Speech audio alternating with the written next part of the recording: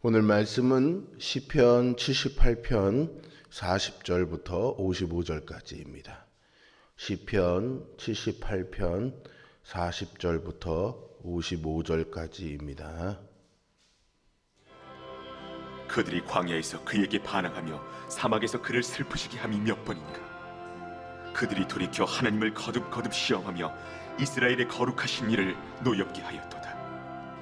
그들이 그의 권능의 손을 기억하지 아니하며 대적에게서 그들을 구원하신 날도 기억하지 아니하였도다. 그때에 하나님이 애굽에서 그의 표적들을, 소환들에서 그의 징조들을 나타내사 그들의 강과 시내를 피로 변하여 그들로 마실 수 없게 하시며 쇠파리 떼를 그들에게 보내어 그들을 물게 하시고 개구리를 보내어 해하게 하셨으며 그들의 토산물을 황충에게 주셨고 그들이 수고한 것을 메뚜기에게 주셨으며 그들의 포도나무를 우박으로 그들의 뽕나무를 서리로 죽이셨으며 그들의 가축을 우박에 그들의 양떼를 번갯불에 넘기셨으며 그의 맹렬한 노여움과 진노와 분노와 고난 곧 재앙의 천사들을 그들에게 내려보내셨으며 그는 진노로 길을 닦으사 그들의 목숨이 죽음을 면하지 못하게 하시고 그들의 생명을 전염병에 붙이셨으며 애굽에서 모든 장자 곧 함의 장막에 있는 그들의 기력의 처음 것을 치셨으나 그가 자기 백성은 양같이 인도하여 내시고 광야에서 양떼같이 지도하셨도다. 그들을 안전히 인도하시니 그들은 두려움이 없었으나 그들의 원수는 바다에 빠졌도다. 그들을 그들의 성소의 영역 곧 그의 오른손으로 만드신 산으로 인도하시고 또 나라를 그들의 앞에서 쫓아내시며 줄을 쳐서 그들의 소유를 분배하시고 이스라엘의 지파들이 그들의 장막에 살게 하셨도다. 아멘. 영화 스파이더맨에 아주 유명한 대사가 하나 있는데요. 그것은 큰 힘에는 큰 책임이 따른다라는 말입니다. 누군가에게 큰 힘과 권한이 부여되면 당연히 그것을 올바르게 제어해야 되는 책임이 요구되죠. 은혜도 마찬가지라는 생각입니다. 큰 은혜를 경험한 사람에게는 당연히 큰 믿음을 기대하게 됩니다. 세계 그 어느 민족도 이스라엘처럼 많은 기적을 경험하지 못했습니다. 시인은 출애굽 당시 애굽에 임한 10가지 재앙을 언급하면서 이스라엘이 받은 은혜가 얼마나 큰지 기억나게 하고 그들이 믿음으로 행해야 되는 이유를 일깨워 줍니다. 요한계시록에서 예수님은 에베소 교회를 향해서 처음 사랑 회복할 것을 요구하셨죠. 이스라엘을 향한 하나님의 마음도 마찬가지입니다. 시인 아삽은 이스라엘 민족이 처음 사랑을 잊은 결과 안타깝게도 하나님께 버림받았다고 지적하고 있습니다. 시인은 이스라엘이 광야에서 반복해서 하나님을 시험하고 노엽게 했다며 고발하고요. 하나님의 권능의 손도 대적에게서 그들을 구원하신 날도 기억하지 않았다고 질타합니다. 이것은 이스라엘이 유월절을 제대로 지키지 않았다는 고발이라 할 수 있습니다. 하나님은 매년 유월절을 지킴으로 애굽에서 구원받은 은혜를 기억하라고 말씀하셨지만 이스라엘 백성들은 매년 유월절을 지키면서도 정작 자신들을 구원하신 하나님의 권능을 기억하지 않았던 것입니다. 지금도 우리는 일주일에 한 번 주일마다 예배를 드리죠. 그렇게 주일을 맞이하지만 우리를 구원하신 은총을 잊고 사는 경우가 얼마나 많은지 모릅니다. 매년 성탄절, 부활절에 예수님께 집중하기보다는 그에 따르는 여러 행사들에 몰두하기도 하죠. 우리는 매주, 매년 예배와 절기의 의미를 바르게 알고 지켜야 하겠습니다. 그저 습관적으로 의례 받아들여서는 안 되겠습니다. 시인은 이어서 하나님이 이스라엘을 애굽에서 구원하실 때 있었던 어떤 일들이 있었는지를 나열합니다. 하나님은 이스라엘을 위해서 애굽에 10가지 재앙을 내리셨죠. 또 이스라엘을 쫓아오던 애굽 군대는 홍해에 수장되었고 이스라엘 민족은 갈라진 홍해를 걸어서 건넜습니다. 그런데 이렇게 놀라운 이적을 경험했다면 그 어느 누구라도 하나님을 전적으로 믿지 않을 수 없을 것 같은데 어이없게도 이스라엘은 단 3일 만에 마라에서 하나님의 은혜를 잊고 말았습니다. 목말랐기 때문이죠. 자신들의 필요가 채워지지 않았기 때문입니다. 이것은 이스라엘만의 문제는 아닙니다. 우리 역시 은혜를 너무 빨리 잊어버립니다. 은혜는 감사한데 거기에 감사하는 우리의 반응이 희미해지거나 너무 늦으면 은혜를 잊어버리고 원망하는데 지나치게 빠르게 됩니다. 지금까지 우리가 받은 은혜를 기억할 수 있다면 우리가 겪는 현재의 어려움은 얼마든지 이겨낼 수 있습니다. 고난의 무게는 일반화해서 계량화할 수는 없지요. 그래서 누구에게는 견뎌낼 수 있는 고난이 누구에게는 도저히 견딜 수 없는 일이 되곤 합니다. 우리는 고난을 피하게 해달라고 기도합니다. 아니면 고난 가운데 있다면 이것이 빨리 지나가게 해달라고 기도하죠.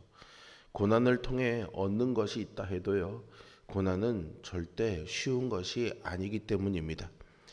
요셉이 애굽의 총리일 때 애굽으로 내려간 야곱의 가족은 70명이었습니다. 야곱의 후손은 이후 애굽에서 430년 동안 살면서 장정만 60만 명이 넘는 하나님이 약속하신 큰 민족을 이루었습니다. 그러나 하나님의 언약 백성이 번성하자 악한 세력들이 두려워했죠. 그 결과 이스라엘은 학대와 노역으로 신음하게 되었습니다. 그런데 그들이 학대를 받으면 받을수록 하나님의 은혜로 더 번성해졌습니다. 고난 때문에 그들이 하나님께 더욱 부르짖자 하나님은 그들의 신음소리를 들으셨고 돌보셨고 언약을 기억하셨습니다. 애굽 왕 바로는 이스라엘 백성들을 괴롭게 만들었지만 하나님은 애굽에 10가지 재앙을 내려 통곡하게 하셨습니다. 애굽의 신들을 그 발 아래 두시며 이스라엘 민족을 구원해 주셨죠. 그러나 그들은 그날을 잊었습니다. 고난이라는 것이요, 견디거나 버틴다고 이길 수 있는 것은 아닙니다. 하나님이 함께 하셔야 이길 수 있는 줄로 믿습니다. 고난의 중심에는 고통만 있는 것이 아닙니다. 성도는 그 안에 있는 하나님의 은혜에 집중해야 합니다.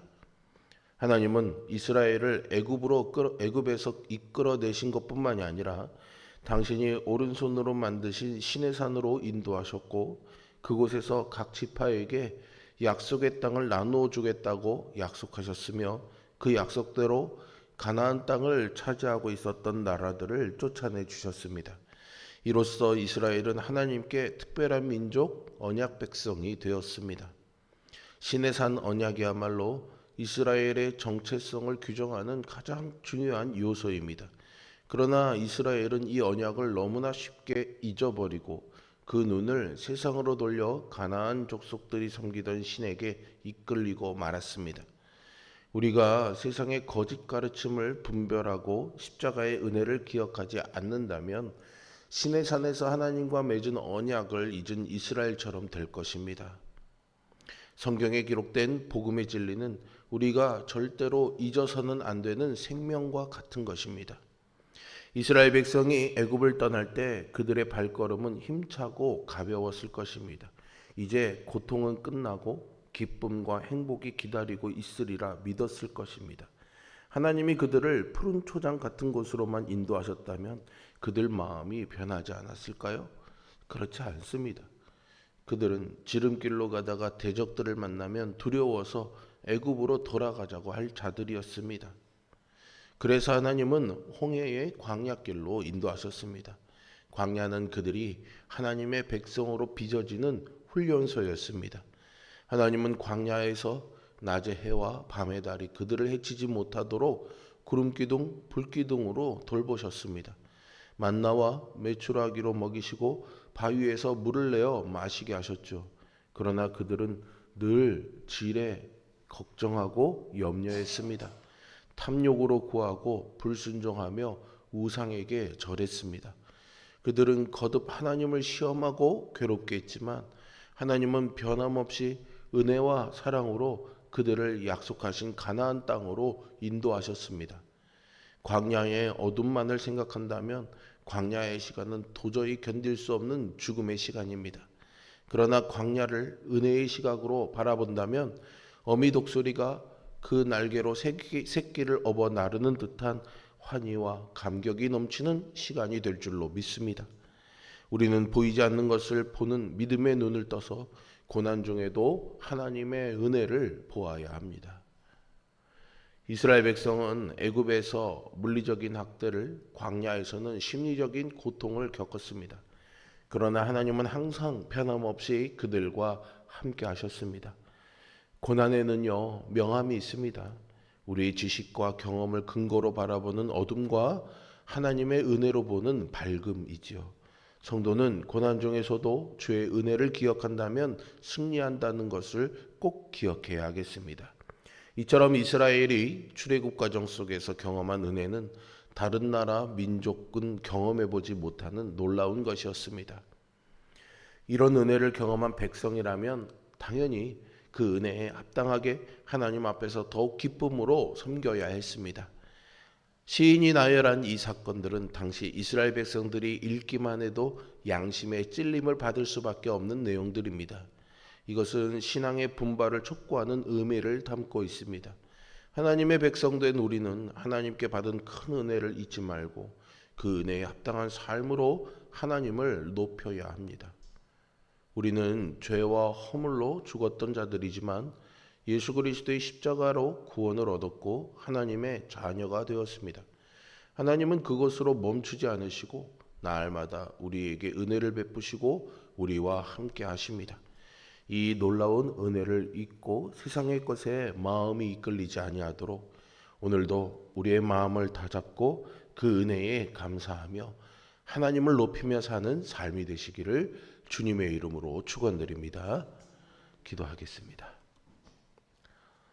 신실하시며 사랑이 많으신 아버지 하나님, 우리의 불순종과 우리의 완악함에도 불구하고 이스라엘 백성들을 가나안까지 이끄셨던 그 하나님의 은혜로 오늘도 우리와 함께 하시니 감사와 찬양을 올려드립니다. 더불어 하나님 앞에 설 때마다 늘 부끄럽고 고개를 들 수 없습니다. 그러나 이렇게 연약한 우리를 향해서 끊임없이 손을 내밀어 주시는 하나님의 은혜와 사랑이 있기에 다시 또 용기 내어 이 새벽 제단에 나와 눈물로 엎드려 기도하며 하나님의 손 붙잡기를 구합니다. 부끄럽게 내민 우리의 손을 주님 꼭 붙잡아 주시고 오늘도 나와 동행해 주시고 나와 함께하여 주시고 인도하여 주시옵소서. 눈앞에 닥치는 여러 일들 앞에 하나님의 은혜를 잊고 불평과 염려로 살아가지 말게 하여 주시고 그 어두움 가운데서도 그 어려운 일들 가운데서도 하나님의 은혜가 있음을 기억하며 감사의 은혜로 살아가는 우리가 되게 하여 주시옵소서. 예수 그리스도의 이름으로 기도합니다. 아멘. 하늘에 계신 우리 아버지,